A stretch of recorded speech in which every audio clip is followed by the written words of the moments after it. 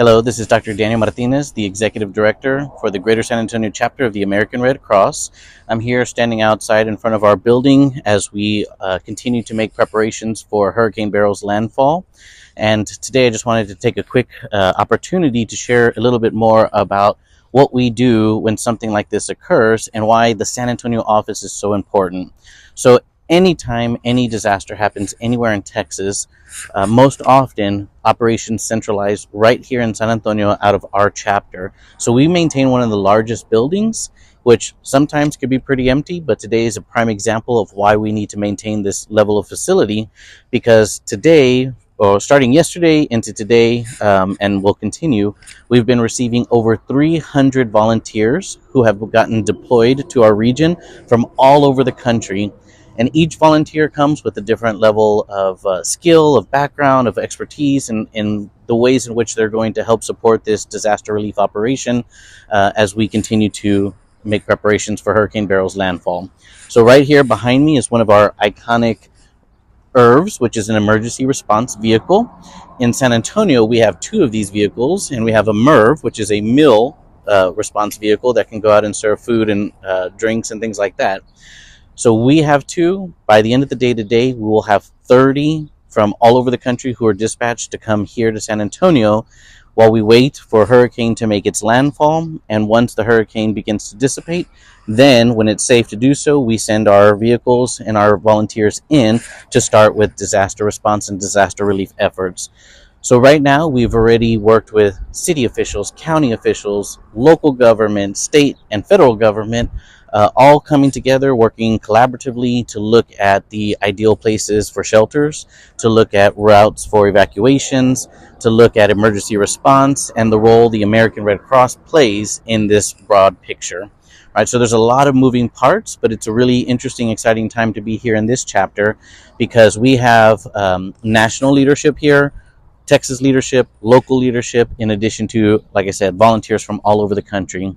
So right now, from Thursday evening through today, we've been working to process in volunteers. So there's volunteers who are coming in with specialties that are trained. So for example, we have volunteers coming in who specifically train to operate our emergency response vehicles and understand how to take them in when we're doing a disaster assessment, what's safe, what's not safe. And then we have other people who are reaching out to our office every single day saying, hey, I want to help. How can I help? And so we're onboarding them, and as we do that, we're doing sort of a training by fire, giving them all the essentials of what they need to know to help operate a shelter, to help with disaster response, to help with feeding and other areas in which we're going to provide resources and support to the local communities that are impacted. So one of the areas of most need is always volunteers. 90% of the American Red Cross workforce are volunteers. So we cannot deliver our life-saving and our humanitarian mission without the power and support of individuals who come as a volunteer, who want to make a difference and want to have an impact not only within our own community, but within our surrounding communities and possibly anywhere in the country. All right, so volunteerism is important. We're getting a lot of calls. How can we help if we want to make a donation? We can and do accept in-kind donations, but what we strongly encourage our community is if you're able to make a financial contribution. This current DR, Disaster Response Operation DRO, is estimated to cost at least $2 million, 1.5 to 2 million, just in immediate response support. All right, so all of that we have to fundraise in order to offset that cost. So part of that 1.5 to 2 million estimate is inclusive of all the people, the 300 or so volunteers coming from all over the country. It's inclusive of operating all of our emergency response vehicles, our MERVs, ERVs.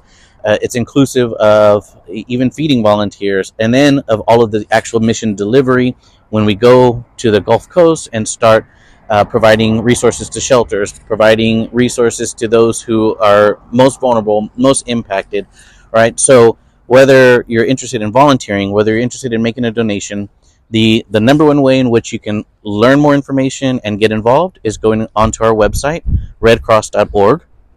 The second opportunity is download the Red Cross app. All of the information about where shelters are located, on what we're tracking with the hurricane, on our response, on ways to get involved, everything is going to be there available to you. Or if it's easiest, you can always call 1-800-RED-CROSS to get involved in that way. So today, is Sunday. Tomorrow on Monday, we're going to continue with operations here as the hurricane continues to start tracking east, and it's looking like now it's heading up the coast to where the impact area will be north of Corpus Christi in that area. We might start then centralizing more in that direction.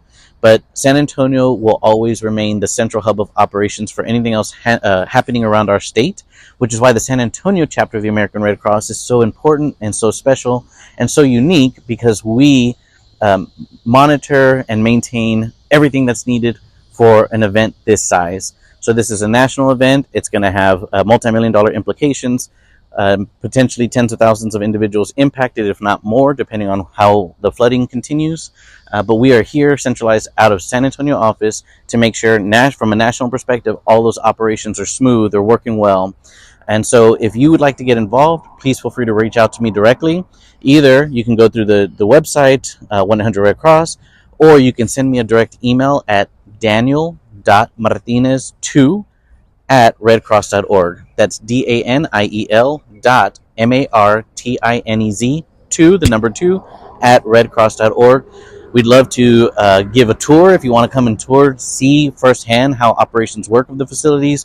We'd love to share more information about regular operations, about what this building does from a day-to-day basis, how operations handle. If you have any interest in learning more about Red Cross, about getting involved, or you just want to come and take a tour, now's the time. Today and tomorrow, please feel free to reach out. We'll be here all day today, and of course all throughout the week. So we'd love to have that opportunity to share more about our mission, what we do every single day, and how all of that comes together from a national perspective to ensure an event like this, like a hurricane or any type of natural disaster, that clients, those who are impacted, are well taken care of, well cared for.